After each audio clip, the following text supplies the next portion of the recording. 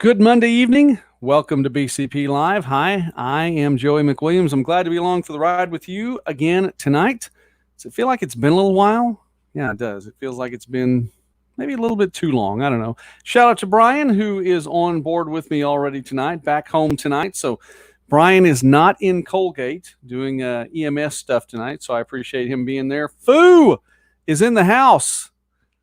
Figuratively in the house. He's not actually here, but he's on board. So I appreciate him. Jamie, Tim, glad you guys are on tonight. Appreciate seeing your names up there. And you know what? We can get going with, okay, we're going to start with good news. We're going to end with good news. And there may be a rant somewhere in between. So, hi, Rhonda. Glad that you're along tonight as well. I appreciate that. Jace, also. Jace, my precious, is on board for a little while. Okay, we're going to start with good news here. And a shout out to Michael and Betty Westbrook. Now, if you know that name, well, guess what? A very familiar name to those who watched Southeastern contests back in 2009 and 10 and 11, maybe even, I think, maybe into 2012. I don't know. I think he was here for 3 years. Michael Westbrook, the voice of the Southeastern Savage Storm, for 3 years, I think, here. And he currently lives in Texarkana. He was a resident of Durant for a while, got to meet a lot of folks. I think First Baptist Church, I believe, was his church home. And Michael and Betty are just incredibly wonderful, wonderful people. Here's what else is cool about that. Here's the good news. Just had their first child. Holt Ames Westbrook on Thursday, June 4th. Welcome to the world, Holt. You are an incredibly loved little boy already, and I think you're pretty special too. I'm looking forward to getting to meet you face to face. Michael Westbrook is not only a friend, but he's also a longtime broadcast partner, and so we've had a number of years we got to work together on the Southeastern broadcasts, and since that time, I think 8 years or so, that we've been working together in the Great American Conference with the GAC Sports Network. So, again, shout out to Holt Ames Westbrook. Congratulations. God has cool things for you. All right. Hi, Teresa. Glad you're here tonight as well. And, yes, definitely congratulations to Michael and Betty. If you don't know Michael and Betty, you're missing out. Just absolutely fantastic, folks. All right. Let's look at the numbers. Let's look at beer bug numbers really quickly for Bryan County. And then we'll talk about it on a different level just a little bit later on. Beer bug numbers for Bryan County. Here we go. They're pretty much the same as they were 3 or 4 days ago. Here's the difference. One new case in Bennington. So the number in Bennington, since this thing has all gotten underway, has moved up to 5 with 4 recoveries. However, there has been one case also that has been a recovery, and that's in Durant. And so the number of recoveries in Durant now up to 12, which means 35 cases total, 24 recoveries, 1 death that has been attributed to the thing which shall not be named. That leaves just where we were on Friday, 10 active cases in all of Bryan County. So there is that. All right. Now, let's get to something cool. By the way, before we do, I had posted earlier tonight that Jack Levi was going to be my guest tonight. So some of you may have, tuned in to get to see and hear Jack, because that's always a treat. I am disappointed. He had to postpone his appearance. So shout out to Jack and to Dottie as well. I know the guests lately, I had a guest that had to unfortunately, and it was, very good reasons, completely understand, had to bail on me on Saturday, and Jack today, and last week was just tough to get the guests in. Not taking it personally just yet. But anyway, we'll see. Anyway, appreciate everyone for stopping by tonight. And Ronnie, also, glad you are in the house. Man, it's always good to get to see your name come up as well. All right. You know what? We have advertisers. And speaking of Ronnie, his name, or his business's name, is in this particular group. How about that? Go figure. Texoma Financial Services, as well as Texoma Utility Equipment. I got to stop by and see Kyle today, so shout out to Kyle and all the folks at Texoma Utility Equipment, and they are just going. And Abundant Life Texoma, Blake Utter Ford, the Choctaw Nation, Durant Station, Indian Nation Wholesale, Greg Phillips Insurance. Had a real good chance to visit with Greg last weekend, and he was one of the many volunteers that were out and about at Indian Nation Wholesale. I said Indian Nation Wholesale. I meant to say Asian Gourmet. I just read Indian Nation Wholesale. Jalapenos, People First, and just all of the advertisers and sponsors for the Bryan County Patriot. You guys are a blessing. There we go. All right. Daryl. Shout out to Daryl as well. Daryl's in the house tonight. And Mrs. Patriot. Wow. This is going to be a good show. Mrs. Patriot stopped by. Okay. Talked about the advertisers. Let's get to a few things really quickly. Now, it's an amended show, again, because we were planning on getting to visit with Jack tonight. So we're amending a couple of things. And I'll tell you kind of how we're going to do things tomorrow as well. Seems like I'm burying the lead. I'm not burying the lead, I don't think, but we'll go from there. So I told you about the phone, and I like this phone a lot. It's really cool, but it continues to give me notifications on the news app. Of course, the news app comes with it. And I'm sure there's a way to turn off the notifications. And when I get fed up with it enough, I probably will turn off the notifications. However, to this point, I haven't done it yet. And I still will wake up to things that just drive me absolutely bananas. And so yesterday morning, I have my alarm on my phone, which it's real easy, by the way, with the alarm on the phone to push this little button and push snooze like 5 times. So anyway, once I finally got up, and I'm looking, and there is a story from, cue the news music. There's a story from the New York Times. Now, it's given me the headline from the New York Times. Bastion of journalistic integrity, the New York Times. Well, I didn't read the story. And I'll tell you why I didn't read the story. And I'm going to look to see exactly. I could not find the headline again. I tried, and my phone will let me read some stories that I can't read on my computer. I'll show you that in just a moment. But the headline that I was given said, there you go, Robert. That's how to do it. Listen and mow the lawn at the same time. I do that sometimes. Headline read this from the New York Times. Here are the numbers for the jobs, or here are the job numbers from May. And here's how to interpret them. Here's what you need to know. There we go. The how to interpret them was the subheadline. Here's what you need to know from the job numbers in May. When the New York Times tells me what I need to know, I'm probably just going to, throw it in reverse already and say, no, I'm going to backpedal away from that, just because I get frustrated with headlines that read that. Here's what you need to know. I watch some YouTube videos every now and again, and so it will, my feed or the algorithm will give me other videos that it thinks I want to watch. And sometimes it will say, here are some things that you missed while watching this movie. How do you know I missed those things? You don't know if I missed them or not. I could have seen them. Don't tell me what I missed if you don't know what I watched and what I saw. You don't know me. So I get a little wound up sometimes when I'm told from the New York Times, again, bastion of journalistic integrity, telling me what I need to know from the numbers. Let me tell you about the numbers. May's numbers in jobs, unemployment went down. Down. This freaked a lot of national media people out. As a matter of fact, one national media service had already tweeted out before the numbers came out that unemployment had risen to more than 20%. That tweet had to be taken down. And it was replaced with a tweet that said, surprisingly, declined to 13.3%.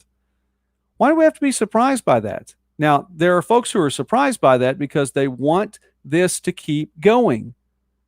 However, I'm not surprised by that because the American people are great people. This is a fantastic country. Does it have flaws? Yes, we'll get to those. But it's a great country made up of great people. You are great people. And there are a lot of people that went back to work. May's numbers showed 2.5 million new jobs. That has never, ever been heard of before. Well, yeah, Joey, you're right. But see, we're living in unprecedented times. Those uncharted waters that we've been living in? the reason we can have 2.5 million new jobs is because so many people were employed. You have to think about that too. Okay, that's fine. I can think about that too. But that also happened in these great uncharted waters where people were told not to work. Not that they lost their jobs because of incompetence, not that they lost their jobs because of a bad market, not that they lost their jobs because they couldn't, had a product that nobody wanted. They lost their jobs because they were told by the government to stop working. I would say that's uncharted waters. And that's our theme for tonight. You got to pick a side and stick with it. Pick a side and stick with it. With these numbers, if you're going to say, well, they're really bad numbers, but it's uncharted waters. Well, then when the new numbers come out, well, you can't talk about those numbers. Yeah, you can. Same thing. Those jobs were lost. New jobs have come back in. And the whole thing is looking a lot like, let me see if I can share this screen here really quickly. I found this to be interesting. And this is why I'm going to have to read the next story to you. I went to Bloomberg on my computer today because I wanted to show you this graph. Can you see that graph? Even if you can't read everything on the graph, let me show you a little bit. I don't know. Will it expand any? All right. There we're expanding some. That's a quarantine joke, when we're expanding. All right. Here is the S&P. If you notice the stock market, which is a good indicator of our economy, pretty good indicator, has rebounded already. This is the S&P market. If you can see the cursor right here. Can you see the cursor right there? Okay, if you can see the cursor over here on the left-hand side, this is January. This is where the stock market was in January, the S&P 500. Here it, goes up in February, and then when the beer bug came around, and then the lockdowns. Bottom of the line right here.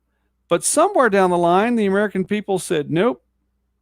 And the stock market caught wind of it and recognized this stuff isn't going to last forever. And the number today is already back and above the number at which it started at the start of the year. Start of the year. We're actually in the green.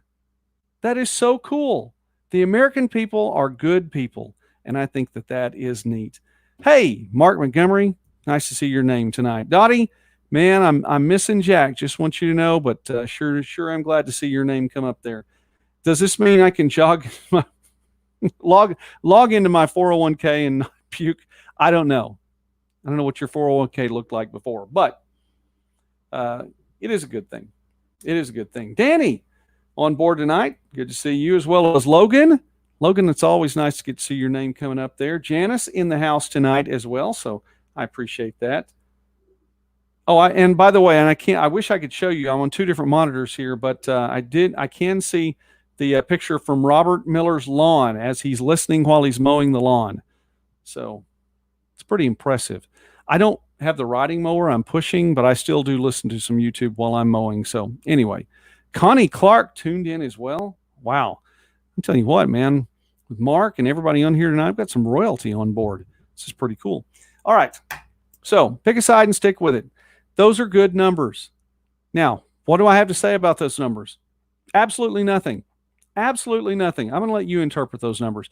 I have watched the State of the Union address for many, many years. I know that I'm at an age that's less than 50. And so I've seen a number of State of the Union addresses in my time. And I think the thing that has frustrated me over the years, and it doesn't matter who's president, and this is absolutely has zero effect as to who's president. I don't know what the budget deficit is on that. I'm just looking at the stock numbers on that one today, so we can check that out. I think, as a matter of fact, though, I think a lot of states have budget deficits. I know that the state of Oklahoma has already made cuts into 2020 and 2021's fiscal year, and I don't know if they're doing anything for 22 yet, but anyway. So I'm watching the State of the Union and watch the president, whichever president, doesn't matter. Pick a president in my lifetime. So, I mean, I probably watched some State of the Union addresses when Ford was president. I was alive for Nixon just a little bit. There we go. Probably saw Ford, probably saw Carter and didn't pay any attention, because I have to go back to, when I was watching this as just a wee little Joey, there were only 3 networks. Okay. ABC, NBC, CBS, that was it.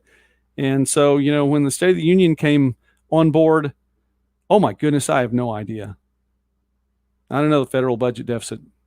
I'm looking at a comeback there from a good precipitator. So, I'm watching the State of the Union address, and it was fine.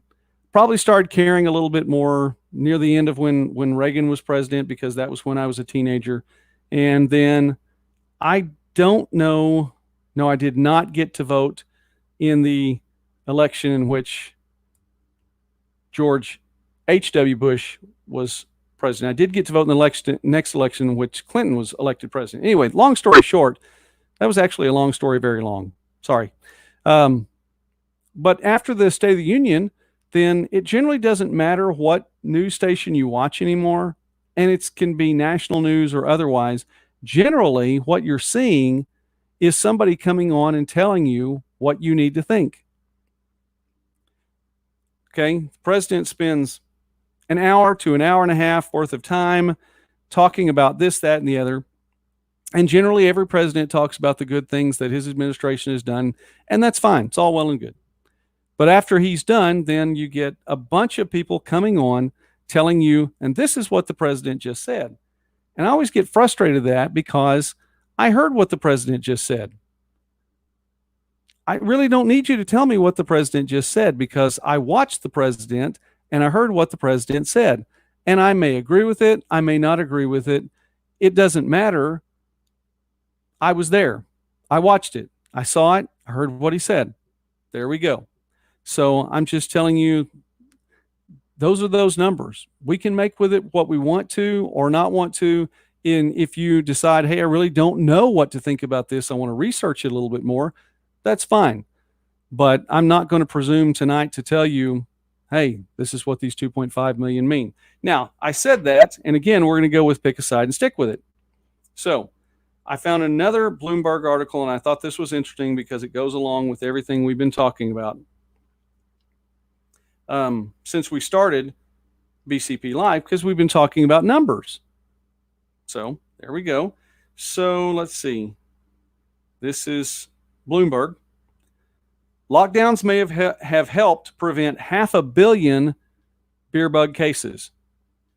Lockdowns may have helped prevent 500 million lockdown cases. Now, whatever you think about the lockdowns, because we didn't have a lockdown in Bryan County. We had a shutdown. We didn't have a lockdown. Whatever you think about the lockdowns, that's fine. But a case study has been done that says it may have prevented 500 million cases. That's a big number. It's a pretty big number. So let's read it here. And unfortunately, I can't show it to you on the screen because I only get one Bloomberg article on my computer, and I used it to show you the stock market. I didn't know I only got one Bloomberg article. Sorry. Lockdowns and other public health measures may have prevented about 500 million beer bug infections in 6 countries, including China and the U.S. The virus has now caused some 7 million reported cases of the beer bug, with more than 400,000 fatalities. Published Monday in the journal Nature, the first peer-reviewed analysis of the impact of the health policy suggested that the toll would have been vastly worse without lockdowns, social distancing, travel restrictions, and other interventions. Many coronavirus, dadgummit. Okay, if I just got kicked off YouTube, I'm sorry. Many infections are relatively mild, and most of the roughly 500 million averted cases would have gone undetected, according to the study. Seemingly small delays in policy deployment likely produced dramatically different health outcomes in different countries, said Solomon, I can't pronounce his name, lead author on the paper from the University of California, Berkeley. The authors distinguished between prevention of cases that would have been reported and those that would never have been diagnosed. Okay, now here's where I want to get to. Pick a side and stick with it. Okay, so we're going to talk about numbers. Not going to interpret the numbers. I'm just going to say, if you're going to use one set of logic for one set of numbers, You need to use that same logic for other sets of numbers. A breakdown of the estimated cases prevented by country. Prevented by country. We don't know this. We don't know it's been prevented or not. This is just, we think this may have happened. Okay. China, 37 million confirmed cases, 285 million total cases. So what you're saying, and it goes down the list: South Korea, Italy, Iran, France, and U.S. U.S. 4 million confirmed cases, 60 million total. So it's saying in the United States that the lockdowns helped prevent 4.8 million confirmed cases and another 55 plus million unconfirmed cases. All right. So there is, that also goes on to say there was no strong evidence that school closures had any effect in any country. That's interesting, but it is what it is. This is their study. Now here's where I would submit to you, pick a side and stick with it. And I know y'all would rather hear me interview Jack Levi tonight, and that's fine. Audiences here or there on that. So here's where I'm saying pick a side and stick with it. All these cases that would have gone undetected, all these imaginary cases, which aren't imaginary because Dr. Birx, who's part of the team, has said that, and she's everybody's hero, and that's fine. I think she's a smart woman. She said that there are probably, that this beer bug has probably gone through at least, and this was 2 to 3 weeks ago, 35% of the population. Okay. These numbers would probably go with that. But these numbers are not being used. If they aren't positive confirmed cases, then the numbers are not counted toward the fatality rate. Fatality rate, let's just take New York. According to tonight's, and I have this map off of the CNN Health website, New York, 378,799 cases, 30,417 deaths. Okay. Now, 30,417 deaths out of 378,799 cases, man, that's close to 1 in 12. However, if we multiply that number times 35, there's 35% more people. That's 30,000 deaths out of 1.325 million people.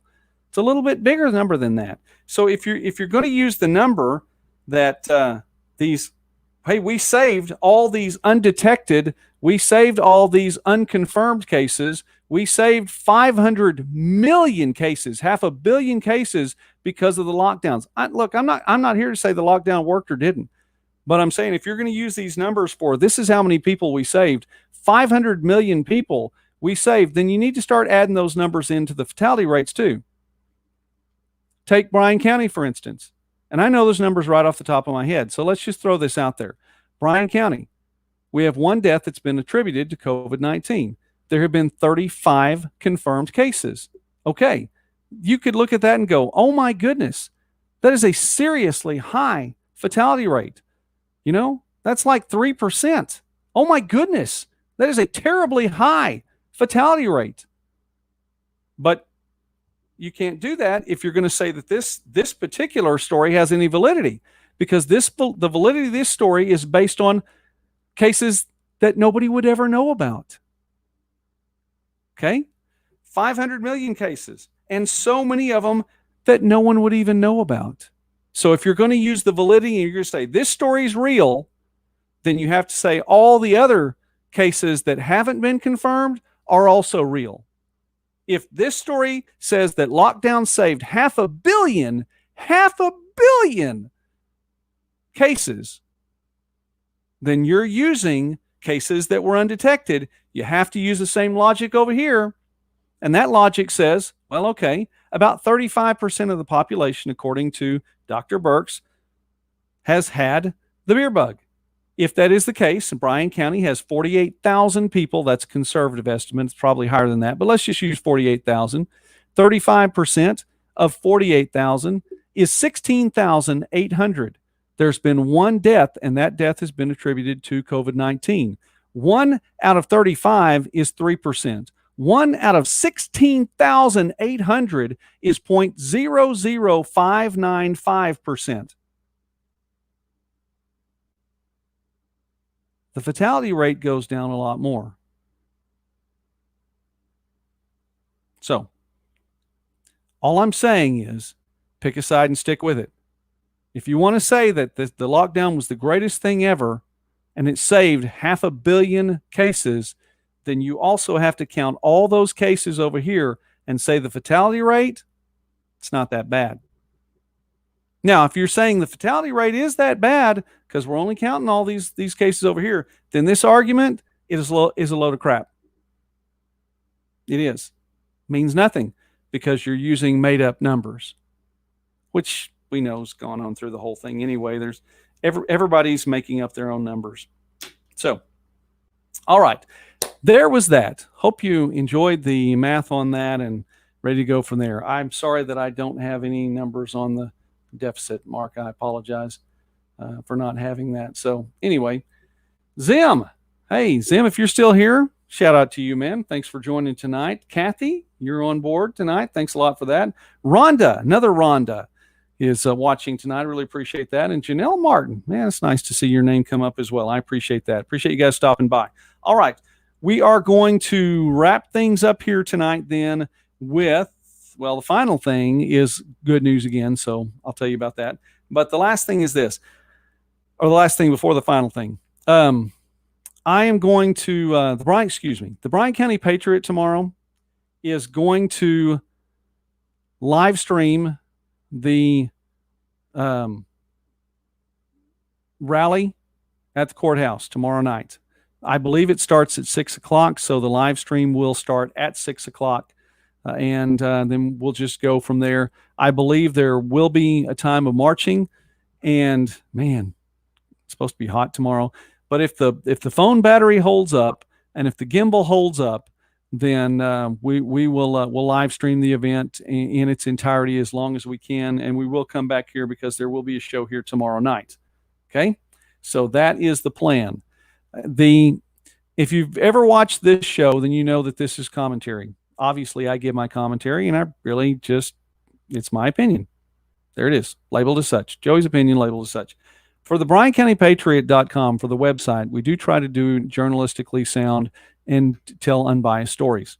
Okay, so the live stream tomorrow will be that. Live stream, it's not going to have anything to do with me at all, or the Patriot or BCP Live or anything like that. It'll just simply be live streamed on the Bryan County Patriot Facebook page. And no, I'll have to upload it to YouTube.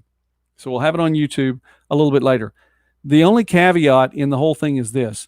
If so many people are there using their phones, it may interfere with the signal that I have. So if it's not the best quality video, I'm really sorry, because I'm telling you, this baby's a good phone. I like this thing a lot. It has a good camera and a good picture. So if it's not the best, I'm going to just go ahead and say signal is what it is when you're in downtown Durant during a parade or whatever else the case may be. So that is the plan for tomorrow night.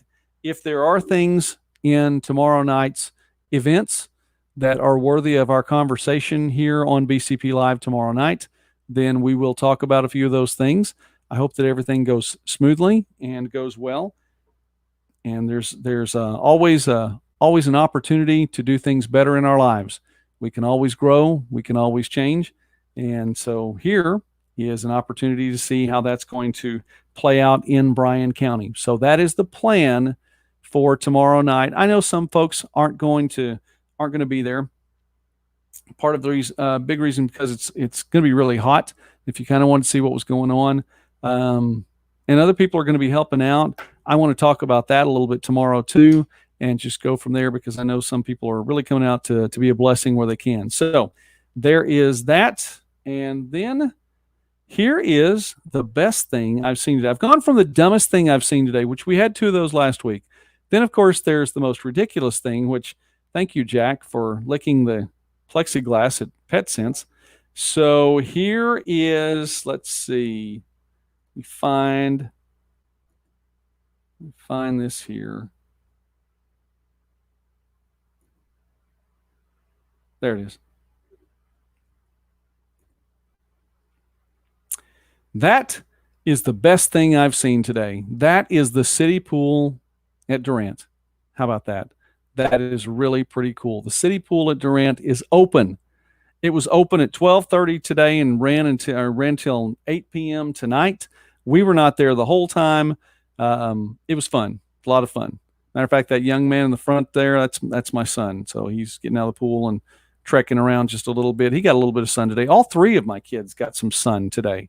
And so, yeah, it was definitely, the sun was out. And I'm telling you, I put so much sunscreen on them, so much sunscreen on them. Apparently it didn't matter. Sun was out in full force today, but props to all the lifeguards and to Andrea and to Kaylee and the whole crew. Teeny was there as well. Shout out to all of those guys.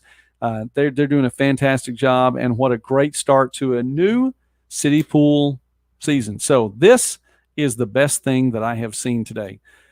Hey, David, glad you joined tonight. Sean as well. Thanks for everybody stopping by tonight. We will have more to talk about. We may get a Jack Levi sighting.